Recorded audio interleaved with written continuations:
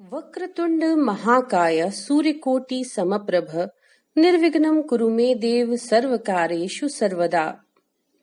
मित्रों, हर कार्य को शुरू करने से पहले गणपति की आराधना करने से आपके सभी काम निर्विघ्न संपन्न होते हैं।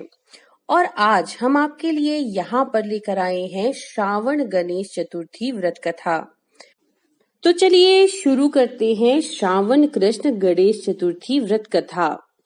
ऋषिगण पूछते हैं कि हे स्कंद कुमार जी, गरीबी, शोक, कोढ़ आदि से अपाहिज, शत्रुओं से सताया हुआ, राज्य से निकाला गया राजा, सर्वथा दुखी रहने वाला, विद्या रहित, संतान रहित, घर से निकाले गए व्यक्तियों, रोगियों तथा अपनी भलाई की इच्छा रखने वाले पुरुष को क्या उपाय करना चाहिए जिससे उनका भला हो और ऊपर कहे गए कष्टों से मुक्ति मिले?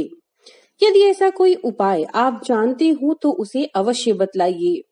स्वामी कार्तिकेय जी ने कहा, हे ऋषियों, आपने जो सवाल किया है उसके निवारण हेतु मैं आप लोगों को एक शुभदायक व्रत बतलाता हूँ, उसे सुनिए।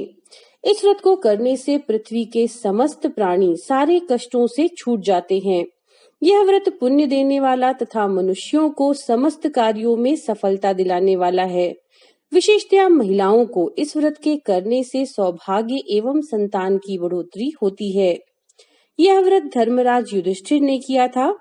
पहले समय में जब धर्मराज राज्य को छोड़कर अपने भाइयों के साथ वन में चले गए थे, तब उस वनवास के समय में ही भगवान श्री कृष्ण ने उनसे कहा था। युधिष्ठिर ने अपने कष्टों के निवारण हेतु जो प्रश्न श्री कृष्ण जी से किया था, उस कथा को आप सुनिए। युधिष्ठिर पूछते हैं कि हे पुरुषोत्तम, ऐसा कौन सा उपाय है जिससे हम उपस्थित हुए कष्टों से छूट सकें? हे गदाधर, आप अंतर्यामी हैं, हमें भविष्य में कोई कष्ट ना उठाना पड़े, ऐसी युक्ति बतलाइए। स्कंद कुमार जी कहते हैं कि जब धीरज रखने वाले युधिष्ठिर कोमल भाव से हाथ जोड़कर बार बार अपने दुखों के नष्ट होने का उपाय पूछने लगे, तब भगवान श्री कृष्ण जी ने कहा, हे राजन, सब तरह की इच्छाओं को पूरा करने वाला एक गुप्त व्रत है। इस व्रत के बारे में मैंने आज तक किसी को नहीं बतलाया है। हे राजन, पुराने समय में सतयुग की बात है कि पर्वतों के राजा हिमांचल की सुंदर कन्या पार्वती जी ने शंकर जी को अपने स्वामी के रूप में प्रसन्न करने के लिए घने वन में जाकर कठिन तपस्या की, परंतु शंकर भगवान प्रसन्न होकर उपस्थित नहीं हुए। तब पार्वती जी ने अनादिकाल से उपस्थित गणेश जी का ध्यान किया।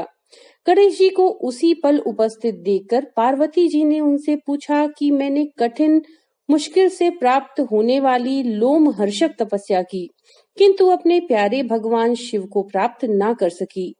वह कष्टों का नाश करने वाला चमत्कारिक व्रत जिसे नारद जी ने कहा है और जो आपका ही व्रत कहलाया जाता है, उस पुराने व्रत के सार को आप मुझसे कहिए। पार्वती जी की बात सुनकर उसी समय सिद्धि देने वाले गणेश जी उस संकट नाशक शुभ फल देने वाले व्रत को बताने लगे। गणेश जी ने कहा, हे माते, अत्यंत पुण्य को देने वाला तथा समस्त कष्टों को दूर करने वाले इस व्रत को कीजिए। इसके करने से आपकी सभी इच्छाएं पूरी होंगी और जो पुरुष इस व्रत को करेंगे उन्हें भी सफलता प्राप्त होगी। हे पार्वती जी, श्रावण मास के कृष्ण चतुर्थी की रात में चंद्रमा के निकलने पर पूजन करना चाहिए। उस दिन सुबह प्रतिदिन के कार्यों से निश्चिंत होकर हृदय में प्रण करें कि जब तक चंद्रमा नहीं निकलेगा मैं बिना आहार के रहूंगी और गणपति जी की पूजा करके तभी भोजन करूंगी।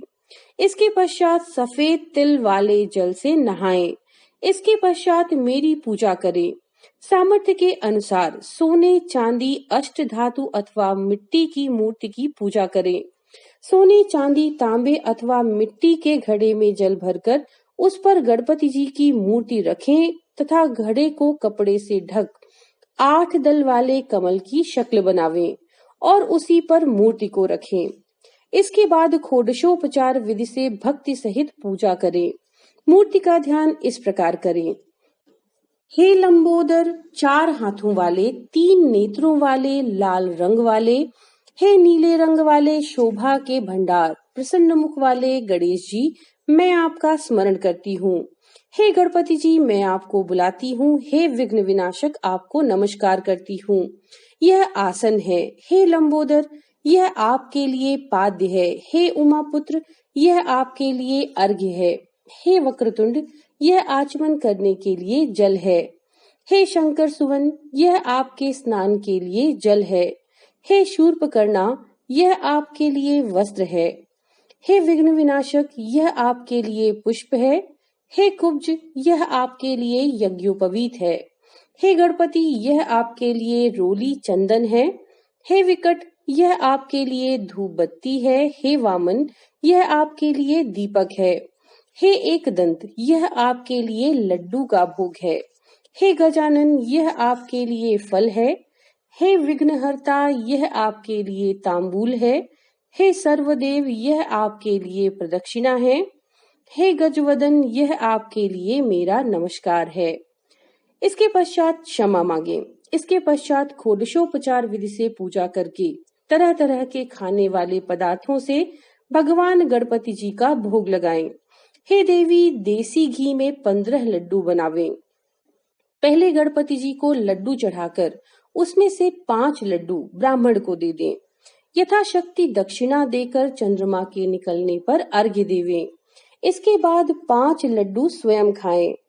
फिर हे देवी, तुम सब तिथियों में सबसे उत्तम हो, गणेश जी को बहुत प्रिय हो।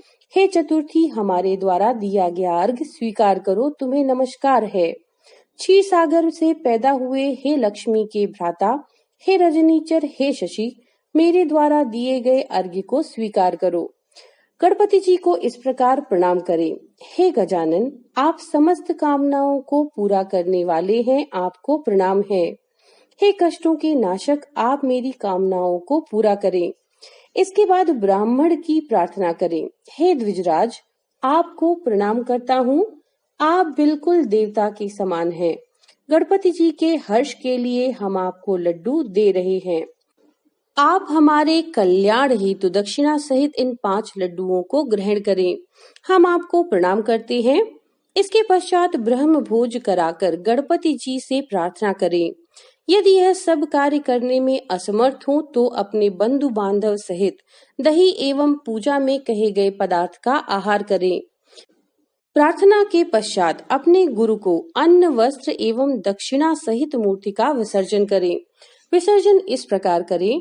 हे देवों में श्रेष्ठ गणपति जी, आप अपने स्थान को प्रस्थान कीजिए तथा इस व्रत एवं पूजा के फल को दीजिए। हे अचल सुते, इस तरह समस्त जीवन गणेश चतुर्थी का व्रत करना चाहिए। यदि जीवन पर्यंत ना कर सके तो 21 वर्ष तक करें। यदि इतना भी ना कर सके तो वर्ष के 12 महीने तक इस व्रत को करें। यदि यह भी संभव ना हो तो वर्ष के किसी एक माह को यह व्रत करें और श्रावण चतुर्थी को इस व्रत का उद्यापन करें। उद्यापन करने के लिए सबसे पहले समस्त शास्त्रों के ज्ञाता गणपति पूजक आचार्य का वर्ण करें। उनकी आज्ञा अनुसार शास्त्र में बताई गई रीति से पूजन करें। यथाशक्ति के अनुसार 1008, 108, 28 या 8 लड्डू से गणपति जी का हवन करें। केले के पेड़ एवं तोरण आदि से ऊंचा मंडप बनावें। नाच गान वाद्य आदि से उत्सव कराएं। भक्ति पूर्वक गुरु की आराधना करें। यथाशक्ति पत्नी सहित गुरु को सोना, गौ, वस्त्र, जेवर, छाता, जूता, कमंडल आदि दान करें। हे देवी, गणपति जी की प्रसन्नता हेतु गुरु का पूजन करके उन्हें संतुष्ट करें। इस प्रकार व्रत करने से मैं हर्षित होता हूँ, इसमें कोई संशय नहीं है। जो व्यक्ति मुझे भक्ति भाव से पूजते हैं उनकी इच्छा मैं पूरी कर देता हूँ। श्री कृष्ण जी कहते हैं, हे युधिष्ठिर, पुराने समय में गणेश जी ने स्वयं इसको पार्वती जी से कहा था और पार्वती जी ने उसी तरह से पूजा की थी जिससे उन्हें सफलता मिली। इसी व्रत के करने से पार्वती जी का विवाह शिव जी से हुआ और जिनके साथ आज तक पार्वती जी गणेश जी की अनुकंपा से विहार किया करती हैं। इसलिए हे महाराज युधिष्ठिर, आप भी इस संकटनाशक व्रत को करें। यह संकटा नाम की चतुर्थी बहुत सुंदर फल देने वाली है। स्कंद कुमार जी कहते हैं कि श्री कृष्ण भगवान के मुख से इस प्रकार संकट नाशक चतुर्थी का व्रत सुनकर हे ऋषिवर, पहले समय में राज्य प्राप्त करने की इच्छा से युधिष्ठिर ने इसे किया था। इस व्रत के प्रभाव से उन्होंने समस्त शत्रुओं का नाश करके राज्य को प्राप्त किया। इस व्रत को करने से धर्म, अर्थ, काम एवं मोक्ष ये चारों सहज ही प्राप्त हो जाते हैं। मनुष्य की इच्छाएं पूरी होती हैं और वे बड़े बड़े राजाओं, ऊंचे पदों के अधिकारियों तक को अपने वश में कर लेते हैं। संकट के समय इस व्रत को करने से मनुष्य कष्ट से छूट जाता है। सीता जी की खोज में हनुमान जी ने इस व्रत को किया था। पहले समय में राजा बलि ने संकटग्रस्त होने पर रावण ने भी इस व्रत को किया था। गौतम की पत्नी अहिल्या ने अपने पति के शाप से ग्रसित होने पर पति वियोग के फलस्वरूप इस व्रत को किया था। इस व्रत को करने से विद्यार्थी को विद्या, धन की इच्छा रखने वाले को धन मिलता है, संतान की इच्छा करने वाले को संतान, रुग्ण को व्याधि मुक्ति मिलती है और गणपति जी की दया से समस्त पाप नष्ट हो जाते हैं। तो बोलिए गणपति महाराज की जय। नमो नारायण।